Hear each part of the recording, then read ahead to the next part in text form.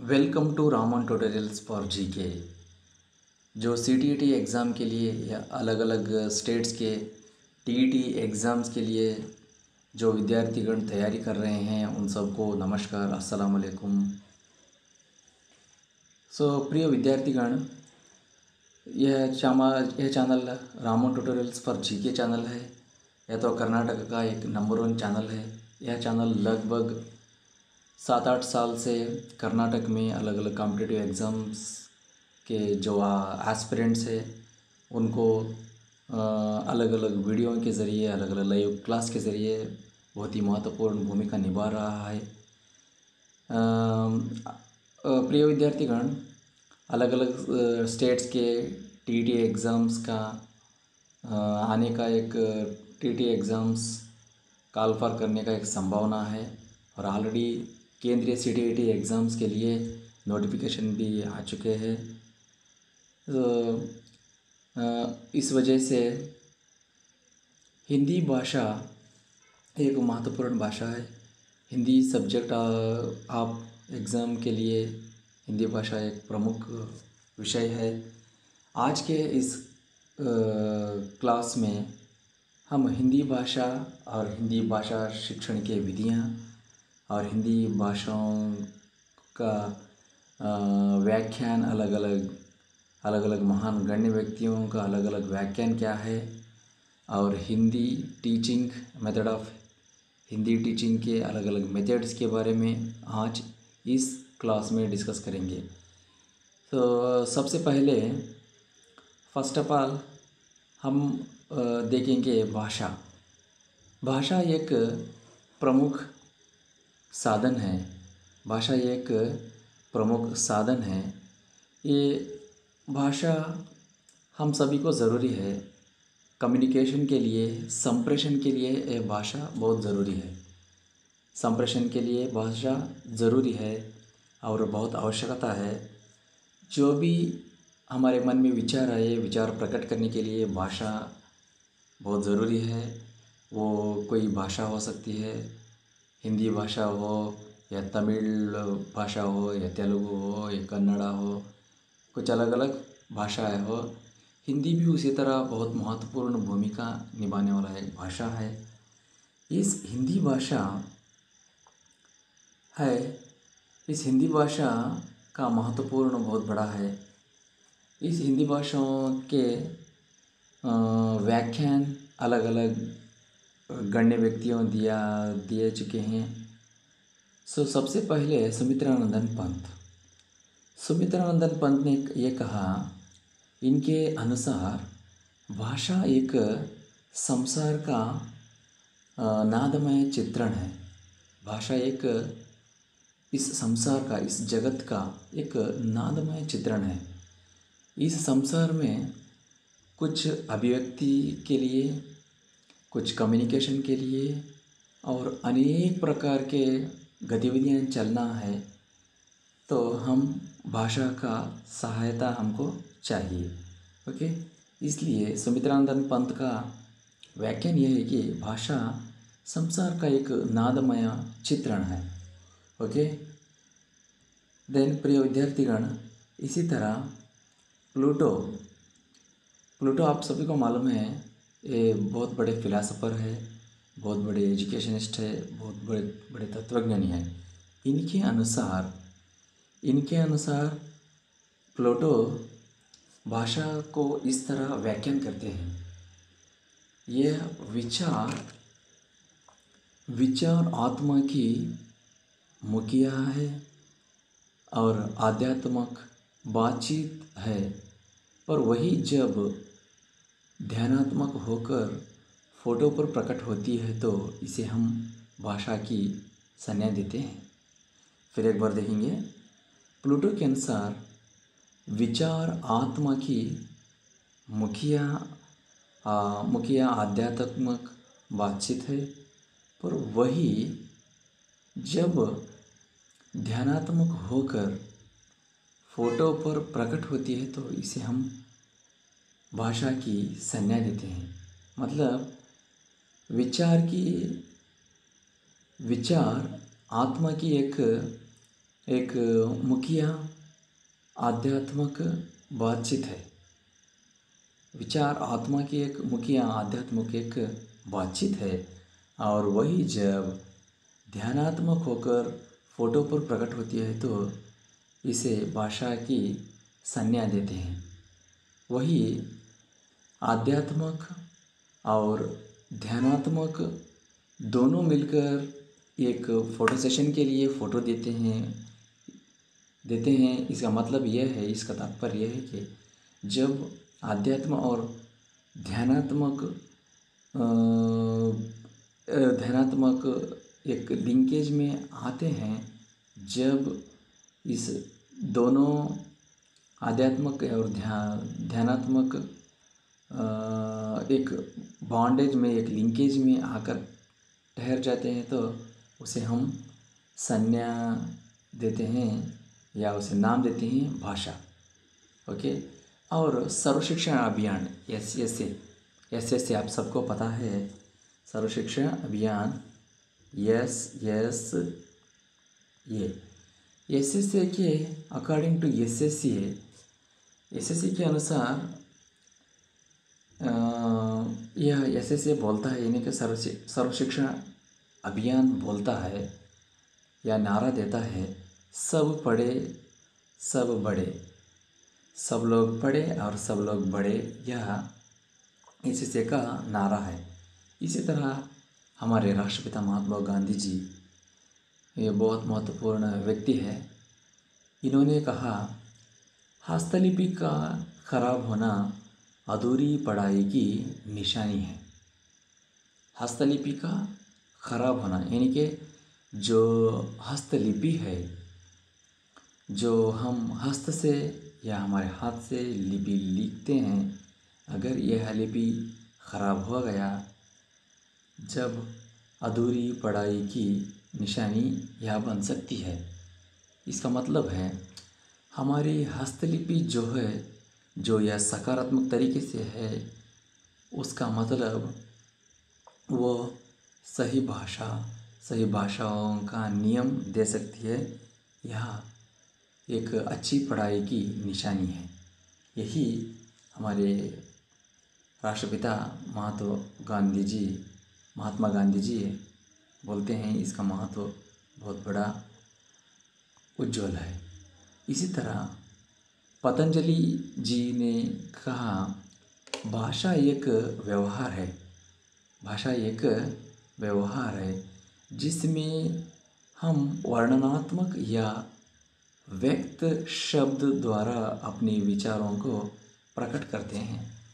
क्यों कहा इसने पतंजलि महर्षि जी ने? भाषा एक व्यवहार है, एक बिजनेस जैसा है। इस बिजनेस के लिए हमको क्या चाहिए? इस बिजनेस आगे बढ़ने के लिए, बिजनेस चलने के लिए हमको मनी चाहिए, यानी कि पैसा चाहिए, रुपया चाहिए, और मटेरियल चाहिए, रॉ मटेरियल चाहिए, और प्रोडक्ट्स चाहिए। इसी तरह भाषा एक व्यवहार है जिसमें हम वर्णनात्मक या व्यक्त शब्द द्वारा अपने विचारों को हम प्रकट करते हैं। यह शब्दों को या संज्ञाओं को या अलग अलग नियमों को, कुछ ग्रांथिक नियमों को या ग्रामेटिकल नियमों को हम क्या करते हैं? व्याकरण नियमों को यूज़ करते हैं, इस्तेमाल करते हैं। उनकी सहायता से यह बिजनेस चलता है। यह पतंजलि महर्षि का एक व्याख्यान है। इसी तरह प्रिय विद्यार्थीगण, कामत प्रसाद गुरु ने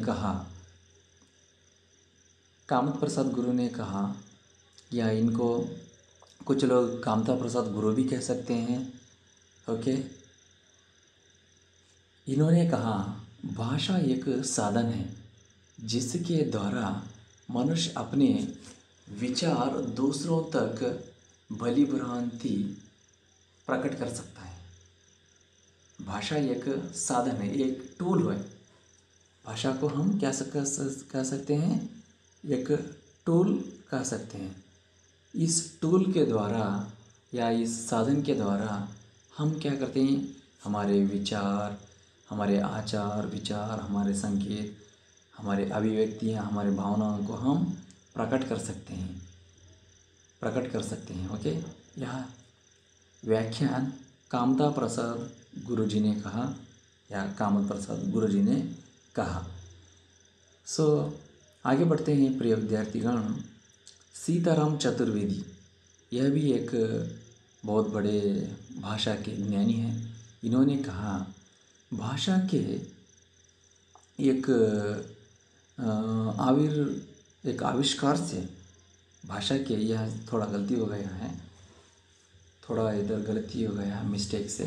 भाषा के आविष्कार से या भाषा के आविष्कार द्वारा संसार सारे या सारा संसार घोंघों की विराट बस्ती बनने से बच गया है। यह सीताराम बहुत अद्भुत व्याख्यान देते हैं। भाषा के एक आविष्कार से, भाषा के एक आविष्कार से या भाषा के खोज से, हम ये कह सकते हैं भाषा के खोज से, या अंग्रेज़ी में हम आविष्कार से, इन्वेंशन से जो है, इस इन्वेंशन से क्या हो गया, इस इन्वेंशन से इस संसार जो घोंघों या डेफ एंड डम्ब जो कहते हैं ना, या डेफ एंड डम्ब जो कहते हैं, इनकी विराट बस्ती बन जाता था यह संसार, यह जगत, यह world, this world. So because of the language के सहारे से, यह लैंग्वेज के सहारे से, इनके सहायता से, या भाषा की सहायता से क्या हो गया, इस संसार घोंघों की विराट बस्ती से बच गया। ओके, यह डेफिनेशन बहुत, ये भी एक महत्वपूर्ण है डेफिनेशन है। उसी प्रकार से और एक बहुत ही इम्पोर्टेंट पर्सनालिटीज़, उनका नाम फिटसन है। फिटसन जो कहलाते हैं, इन्होंने भी एक विदेशी भाषा ज्ञानी है या एक लिंग्विस्टिक है। इन्होंने कहा किसी भी भाषा को पढ़ने और लिखने की अपेक्षा बोलना सीखना सबसे छोटी पगडंडी को पार करना है। इन्होंने कहा, फिटसन ने कहा, या इनके अनुसार भाषा क्या है, हाँ, किसी भाषा को पढ़ने और लिखने की अपेक्षा बोलना सीखना सबसे छोटी पगडंडी को पार करना है। ओके, इसी तरह इस भाषा जो है, ये अलग अलग ध्वनियों का संकेत भी कहला सकते हैं। ओके, यह हृदय तंत्र की एक हुंकार भी है, ध्वनि में स्वरूप है, हृदय तंत्र की एक झंकार है या हुंकार भी कह सकते हैं आप। इसी तरह देवेंद्र शर्मा यह एक भाषा के एक प्रमुख ज्ञानी हैं। इन्होंने कहा भाषा की न्यूनतम पूर्ण सार्थक इकाई वाक्य ही है। भाषा की न्यूनतम पूर्ण सार्थक, जो भाषा के एक मिनिमम सार्थक गुण ये है, वाक्य ही है। क्योंकि अलग अलग वाक्य जो है वो अलग अलग शब्दों की समूह से वाक्य बनता है। सो अल्टीमेटली यह भाषा की एक मिनिमम रिक्वायरमेंट क्या है, वाक्य ही है, यह देवेंद्र शर्मा जी ने कहा। इसी तरह हमारे राष्ट्रपिता महात्मा गांधी जी ने कहा, सुलेख व्यक्ति की शिक्षा का एक आवश्यक पहलू है। सुलेख व्यक्ति की शिक्षा का एक आवश्यक पहलू है। देखो, इस भाषा अगर ना होती तो हम शिक्षा किस तरह प्राप्त कर पाते। इसलिए क्षमा करें, इसलिए ये एक व्यक्ति, कोई भी एक अच्छा व्यक्ति या भला व्यक्ति शिक्षा प्राप्त करना चाहिए तो उससे भाषा एक आवश्यक साधन है। बिना कोई भी भाषा, वो तमिल हो या उर्दू हो या हिंदी हो या मराठी हो या गुजराती हो, कुछ भी हो, या बंगाली हो या तमिल तेलुगु या मलयालम, कुछ भी हो, हर एक जो एक प्रादेशिक भाषा इम्पोर्टेंट है, या मातृभाषा कह सकते हैं हम। बिना मातृभाषा प्राथमिक शिक्षा कैसे प्राप्त कर सकते हैं। इसलिए महात्मा गांधी जी ने कहा, ये एक बहुत बड़ा साधन है, ये एक आवश्यक पहलू है, भाषा एक आवश्यक पहलू है। इसी तरह चॉम्स्की या इम्पोर्टेंट साइकोलॉजिस्ट हैं, इनके अनुसार भाषा का क्या वर्णन है, क्या व्याख्यान है। इनके अनुसार बच्चों में भाषा सीखने की जन्मजात योग्यता है। देखो, चॉम्स्की कहते हैं भाषा सीखने की बच्चों के जन्मजात योग्यता है। यह अपने आप जन्म से ही बच्चों में सम्मिलित हो सकता है। बच्चों को सीखने के लिए तड़प हो सकती है, या जन्मजात उनको आ सकती है यह गुण। इसके लिए बच्चा या 0 वर्ष से 2 वर्ष तक बच्चा सुनता है।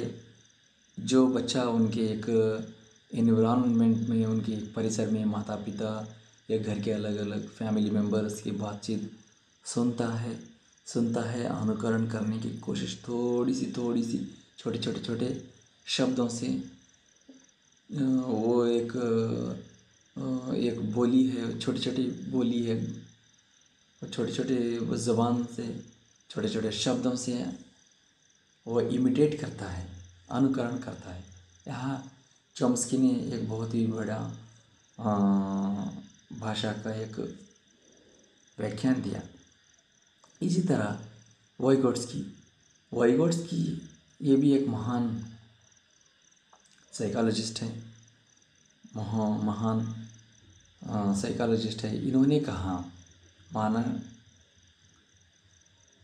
यह एक मानसिक साइकोलॉजिस्ट भी हैं, मानसिक ज्ञानी भी हैं, तत्वज्ञानी भी है। यह वाइगोट्स्की ने कहा, बच्चे अपने सामाजिक सांस्कृतिक परिवेश से अर्थ ग्रहण करते हैं। वाइगोट्स्की ने कहा, इनके अनुसार भाषा क्या है। इनके अनुसार भाषा यह है कि यह बच्चे अपने सामाजिक सांस्कृतिक परिवेश से अर्थ ग्रहण करते हैं। बच्चे अपने सोशलिस्टिक या कल्चरलिस्टिक या सोशल कल्चरल लैंग्वेज से अर्थ ग्रहण करते हैं। मतलब अपने समाज में, यानी कि अपने परिसर में जो भाषा या प्रादेशिक भाषा है, या अलग अलग भाषाओं के संकेत है, अलग अलग शब्दों का एक संग्रह से भाषा बनती है। इस तरह या अपने सांस्कृतिक परिसर जो है, सांस्कृतिक एनवायरनमेंट जो है, उनसे, उनके अलग अलग गतिविधियों से बच्चे ग्रहण करते हैं, बच्चे अर्थ ग्रहण करते हैं। और भाषा थोड़ी धीरे धीरे से थोड़े वो शब्द वो बोलते हैं और सीखते हैं। और 2 से 6 साल तक बच्चों की सीखने की क्षमता ज़्यादा है। इस तरह बच्चे सीखते हैं। यह डेफिनेशन या व्याख्यान वाइगोट्स्की ने कहा। इसी तरह जीन पियाजे, आप सबको पता है, जीन पियाजे एक महत्वपूर्ण साइकोलॉजिस्ट हैं। इन्होंने कहा, इनके अनुसार भाषा क्या है। पियाजे ने कहा, यह बहुत अलग अलग गतिविधियों को बताया है। यह जीन पियाजे एक स्विस साइकोलॉजिस्ट हैं, मतलब स्विट्ज़रलैंड के एक साइकोलॉजिस्ट हैं। इन्होंने कहा, बच्चों में अहम केंद्रित भाषा की संकल्पना जिसके साथ घनिष्ठ रूप से जुड़ी है। इन्होंने कहा, यह मेनली पियाजे ने अहम केंद्रित ईगो सेंटर जो बोलते हैं ना हम, ईगो सेंटर के बारे में इन्होंने बताया। इसलिए यह हिंदी में अहम केंद्रित भाषा की संकल्पना जिसके साथ घनिष्ठ रूप से जुड़ी है। मतलब जो बच्चे हैं, बच्चों में अहम केंद्रित प्रवृत्ति होती है। वो भाषा, छोटे बच्चे लगभग फॉर एग्ज़ाम्पल या मिसाल के तौर पर या उदाहरण के तौर पर बोलना चाहिए तो 2 से 6 साल तक के बच्चे कुछ बातें अपने आप करते रहते हैं। वो किसी के भी नहीं सुनते, अपने आप बोलते रहते हैं छोटे छोटे शब्द, जो अपने माता पिता से या अपने भाई बहन से, अपने फैमिली मेम्बर्स जो भी है उनसे जो ग्रहण किया हुआ जो शब्द है वो बच्चे बोलते बोलते रहते हैं। मतलब वो किसी का नहीं सुनते, किसी के बात नहीं सुनते। इस प्रवृत्ति को अहम केंद्रित प्रवृत्ति कहलाता है। इस प्रवृत्ति को हम अहम केंद्रित या ईगो सेंटर्ड या ईगो टेंडेंसी कह सकते हैं। ओके। सिमिलरली बेलार्ड इनके अनुसार भाषा क्या है। इनके अनुसार पहला और अंतिम वाक्य कंठस्थ कर लेना चाहिए। पहले वाक्य से आत्मविश्वास आता है और अंतिम से श्रोताओं पर अच्छा प्रभाव पड़ता है। बेलार्ड के अनुसार पहला और अंतिम वाक्य कंठस्थ कर लेना चाहिए। पहले वाक्य जो है उससे आत्मविश्वास आता है और अंतिम श्रोताओं पर अच्छा प्रभाव पड़ता है। मतलब पहला और अंतिम वाक्यों के बारे में बेलार्ड ने कहा, पहला जो वाक्य है उससे आत्मविश्वास बढ़ता है। जो भी पहला वाक्य जो इस्तेमाल करता है बच्चा या कोई विद्यार्थी या कोई स्टूडेंट्स हो या कोई भाषा सीखने वाला हो, उससे उनका आत्मविश्वास आता है। और अंतिम जो वाक्य है, अंतिम वाक्यों से वो एक अनोखा इफेक्ट प्रभाव छोड़ देता है, अच्छा प्रभाव छोड़ देता है। ओके। जो सुनने वाला है उसके मन में या हृदय में, उसके एक कंसिडरेशन में, उसके एक गणन में अच्छा एक संदेश छोड़ जाता है। और विश्वनाथ जी है, इनके अनुसार रसात्मक वाक्य को कविता कहते हैं। रसात्मक वाक्य, विश्वनाथ जी ने कहा, जो एक वाक्य है, वाक्य रसात्मक से भरे रहना चाहिए। फॉर एग्ज़ाम्पल या उदाहरण के तौर पर देखो, शीतल का मुख चंद्रमा जैसा है। शीतल का मुख चंद्रमा जैसा है। यह वाक्य एक रसात्मक वाक्य है। और इसी तरह आप एक बहुत सुंदर होनहार लड़की है। ओके। आप एक सुंदर और होनहार लड़की हो। आपसे इस तरह मुश्किल का सामना करना हमसे देखा नहीं जाता। ओके। इस तरह जो हम एक वाक्य बनाते हैं, चंद्रमा का मुख सुशीला या शीतल का मुख चंद्रमा जैसा है। यह एक रसात्मक वाक्य है। ओके, इसे भाषा कहते हैं। विश्वनाथ जी के अनुसार रसात्मक वाक्य जो है उसको हम कविता कहते हैं। अगर शब्दों को, अलग अलग शब्दों को, वर्ड्स को ये एक राइमिंग वर्ड्स के सहारे या एक रसात्मक रीति से या उस तरह से जोड़ा जा सकता है, उसको हम क्या कह सकते हैं? उसे एक पद्यांश कह सकते हैं, उसे काव्य कह सकते हैं। उसके सहारे हम काव्य भी बना सकते हैं।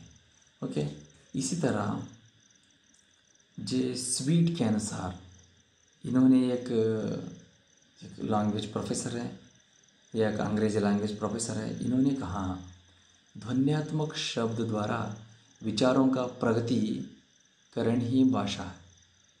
जो ध्वन्यात्मक शब्द द्वारा है, जो हम ध्वनि से उत्पत्ति करते हैं, ध्वनि से ही है।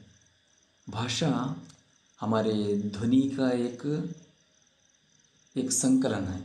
हम जिस तरह ध्वनि कर सकते हैं, ध्वनि को ला सकते हैं, उसी को हम उस ध्वनि से शब्द जो निकलते हैं उसी को क्या कह सकते हैं? हम उसी के द्वारा अलग अलग विचार को हम प्रकट कर सकते हैं, यह स्वीट ने कहा।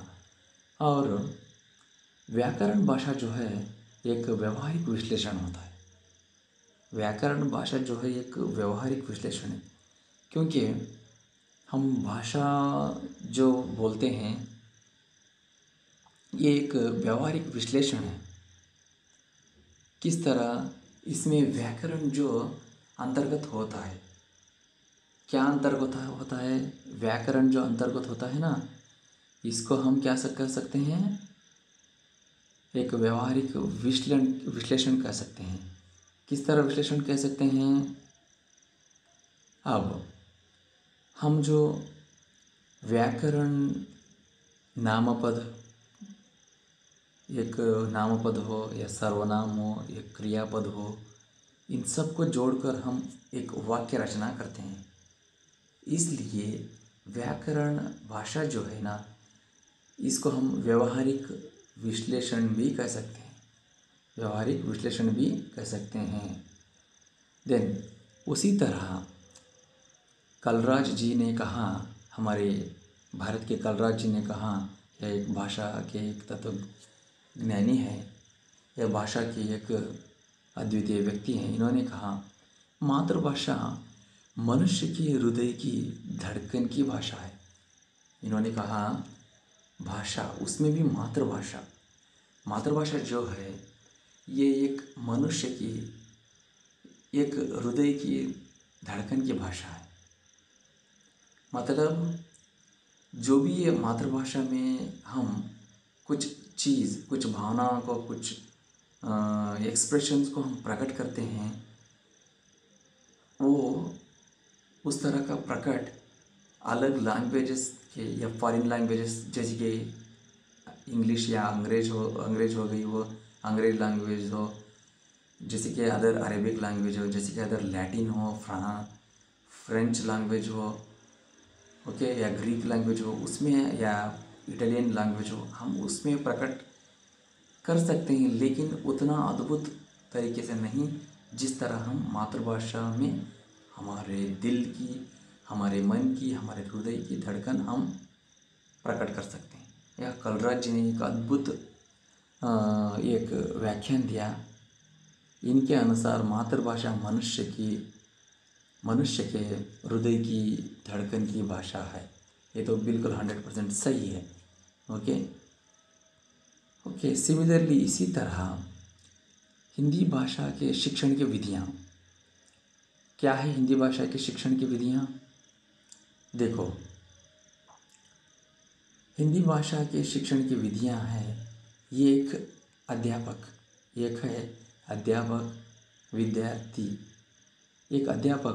विद्यार्थी के बीच में जो संबंध है, ये एक अद्वितीय संबंध है। इसी को हम क्या कह सकते हैं, हिंदी भाषा के शिक्षण की विधियाँ। एक अध्यापक विद्यार्थियों को पढ़ाने, ज्ञान प्रदान करने हेतु जो भी तरीके के एक टैक्टिक्स या अप्रोचेस अपनाता है, सभी शिक्षण की विधियाँ कहलाते हैं। जो भी एक अध्यापक अपने विद्यार्थी गण के लिए, पढ़ाने के लिए, सिखाने के लिए मेथड्स, अलग अलग मेथड्स, अलग अलग अप्रोचेस, अलग अलग टेक्निक्स हैं। पूरे टेक्निक्स, उसके साथ साथ पूरे टूल्स जो अपनाता है, उसको हम क्या कहते हैं, शिक्षण के विधियाँ कहते हैं। शिक्षण के विधियाँ। सो उनमें से जो कुछ विधियाँ इस तरह है। अनुकरण विधि। अनुकरण विधि, इस अनुकरण विधि को सिमुलेशन मेथड भी कहते हैं। अनुकरण विधि को सिमुलेशन विधि कहते हैं। इस अनुकरण विधि के अनुसार क्या होता है, देखो, भाषण एवं वाचन हेतु किया जाता है। इसी के साथ साथ लेखन विकास हेतु भी यह विधि प्रयोग में ली जाती है। कक्षा में जो भी शिक्षक पढ़ाता है, विद्यार्थी अपने शिक्षक का अनुकरण कर जो करते हैं, या शिक्षक के अनुसार या अध्यापक के अनुसार अलग अलग लैंग्वेज, अलग अलग भाषाओं के प्रमुख अंश या प्रमुख चीज़ें जो है सीखते हैं, प्रमुख कौशल जो सीखते हैं, लैंग्वेज कौशल है, अलग अलग सीखते हैं। इन सब को अनुकरण किया जा सकता है। कौन अनुकरण करते हैं? विद्यार्थीगण अनुकरण करते हैं। अनुकरण मतलब इमिटेशन करते हैं। इमिटेशन जो करते हैं ना, उस इमिटेशन को अनुकरण कहते हैं। दैट इज कॉल्ड एज अनुकरण, इमिटेशन के, इसे हम अनुकरण कहते हैं। इसे हम अनुकरण कहते हैं। फॉर एग्जाम्पल, इस विधि द्वारा एक बालक पढ़ना, लिखना, अच्छे से उच्चारण करना एवं नवीन रचनाएं करना सीखता है। किस तरह सीखता है? वह अपने शिक्षक यानी कि अपने टीचर, अपने अध्यापक जिस तरह पढ़ाते हैं, जिस तरह अप्रोचेस उन्होंने अपनाते हैं या उनके शिक्षक, उनके अध्यापक अपनाते हैं, उसी तरह विद्यार्थीगण, बालक हो, बालिका हो, विद्यार्थीगण टोटली समग्र रूप से क्या है, विद्यार्थीगण उसे अनुकरण करते हैं। फॉर एग्जाम्पल, लैंग्वेजेस के अलग अलग अप्रोचेस हैं, या फॉर एग्जाम्पल अनुगमन विधि हो या निगमन विधि हो, कोई भी अलग अलग विधि से जो अपने अध्यापक पढ़ाते हैं, या एक वर्ड्स का समास हो या संधि हो, बोलते हैं, सिखाते हैं, उसी तरह बच्चे इमिटेशन करते हैं, सीखते हैं। उसको हम क्या कहते हैं? अनुकरण विधि। इसे हिंदी में अनुकरण विधि कहते हैं और अंग्रेजी में सिमुलेशन मेथड कहते हैं। उसी तरह लिखित अनुकरण।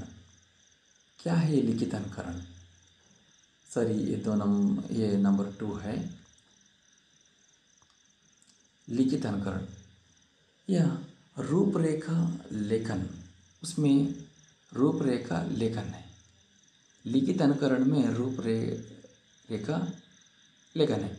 देखो, रूपरेखा लेखन में विद्यार्थीगण अक्षरों की आकृति बनाना सीखते हैं। अक्षरों की, या इम्पोर्टेंटली विद्यार्थी क्या करते हैं? यहाँ आकृति बनाना सीखते हैं। किसकी आकृति? अक्षरों की आकृति बनाना सीखते हैं। मतलब अब का को हम इस तरह लिखना, ओके, हम दा को इस तरह लिखना, यह विद्यार्थी, या रा को हम इस तरह लिखना, यह विद्यार्थी क्या करते हैं? अनुकरण करते हैं। इसे हम लिखित अनुकरण कहते हैं। ला अलग तरीके से लिखना पड़ता है, वो अलग तरीके से लिखना पड़ता है, या टा या खा या दा या रा अलग तरीके से लिखना पड़ता है। ओके, इसे अक्षरों की आकृति जो बनाना सीखता है अपने अध्यापक से, उसे क्या कहते हैं? लिखित अनुकरण कहते हैं। लिखित अनुकरण कहते हैं। ओके विद्यार्थीगण, इसी तरह स्वतंत्र लेखन। क्या है स्वतंत्र लेखन? इसमें अध्यापक जो शब्द लिखाता है या लिखता है और विद्यार्थी अपने अध्यापक का अनुकरण करते हैं और स्वयं उसी प्रकार के अक्षर लिखते हैं। यह मुख्य रूप से प्राथमिक स्तर हेतु उपयोग में लाई जाती है। स्वतंत्र लेखन, इसमें क्या है? जो अध्यापक बच्चों को प्राथमिक स्तर पर जो अक्षर का अभ्यास कराते हैं, फॉर एग्ज़ाम्पल आ हो गया या ई हो गया, इस तरह अक्षरों के जो प्रैक्टिस कराते हैं, जब क्या करते हैं प्रैक्टिस कराते हैं, उसी प्रकार से बच्चे प्रैक्टिस करते हैं और स्वयं उसी प्रकार के अक्षर भी लिखते हैं बच्चे। आ री हो गया। और उसी तरह अगर समझो कोई अध्यापक औ या ये लिखाना सिखाए उनको नहीं आ रहा, वो लिखते हैं या औ लिखते हैं, हम लिखते हैं या कुछ गलती भी कर सकते हैं। इस बच्चे स्वतंत्रता से लेखन लिखते हैं स्वतंत्रता से कुछ अक्षर लिखते हैं। वो सही भी हो गलती हो, प्राथमिक स्तर पर उनको उस पर अवधान या कंसंट्रेशन नहीं किया जा सकता। जस्ट वो बच्चे प्रैक्टिस करना, लिख करना, इसके ऊपर उनको कंसंट्रेट किया जा सकता है।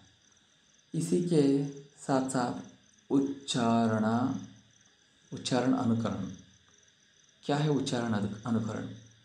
जब अध्यापक टीचर बोल कर शब्दों के उच्चारण करते हैं या विद्यार्थियों को सिखाते हैं और उसी तरह विद्यार्थीगण अनुकरण करके शब्द बोलना सीखते हैं। फॉर एग्ज़ाम्पल अनार, आ से अनार हो गया, आ से अनार, या आम हो गया। ओके, ई से इमली हो गया, इमली, या औ से औरत। इस तरह के शब्द जो हैं उच्चारण करते करते ही बच्चे सीखते हैं और अध्यापक जो हैं उनके अध्यापक उच्चारण करते हैं। बच्चों बोलो अनार, आ से अनार, ई से इमली, ई से ईश्वर। बोलो बच्चों, मेरे साथ बोलो। इस तरह शिक्षक जो हैं या अध्यापक जो हैं बच्चों को उच्चारण करने लगाते हैं। इसी तरह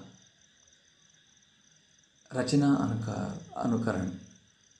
क्या रचना अनुकरण क्या है? यह रचना अनुकरण में क्या है? विद्यार्थीगण या बालकी हो या बालिका हो, भाषा शैली पर आधारित रचनाओं के बारे में लिखना सीखना है। इसमें विद्यार्थियों को अभ्यास करने हेतु कोई कविता लिखते हेतु दिया जाता है। यह विधि केवल उच्च कक्षाओं के लिए उपयोगी है। रचना अनुकरण क्या है? रचना अनुकरण मतलब ये उच्च कक्षाओं के लिए है। मतलब या हाई स्कूल से ऊपर की कक्षाओं में जो पढ़ने वाले छात्र हैं या विद्यार्थीगण हैं, उनके लिए यह सहायता है। जो भाषा या शब्द बच्चे सीखते हैं, जो बच्चे सीखते हैं, उनसे वो शब्द के सहायता से वाक्य बनाना सीखते हैं और कुछ कविताएं लिखने का अवसर उनको जो अध्यापक दे देते हैं, वो बच्चे अपने वोकैबुलरी से, अपने शब्द, अपने पदकोश के सहारे से, अपने पदकोश के सहायता से क्या करते हैं, कुछ रचना करते हैं, कविता लिखते हैं, प्रबंध लिखते हैं, अलग अलग छोटे छोटे कविता लिखते हैं। इस तरह बच्चे लिखते हैं। यह उच्च कक्षाओं के लिए यह लाभदायक है। इस तरह हम आज की तरगति में, आज के सेशन में भाषा का महत्व क्या है, अलग अलग प्रमुख भाषा ज्ञानियों के अनुसार भाषा का व्याख्यान क्या है, और कुछ मेथड्स ऑफ टीचिंग, कुछ शिक्षण की विधियों के बारे में आज की तरगति में जान चुके हैं, डिस्कशन कर चुके हैं। विद्यार्थीगण धन्यवाद। अगले तरगति में, अगले क्लास में, अगले सेशंस में हम बाकी शिक्षण के विधियों में और बाकी टीचिंग मेथड्स ऑफ हिंदी के बारे में या शिक्षण के विधियों के बारे में हम डिस्कशन करेंगे। धन्यवाद।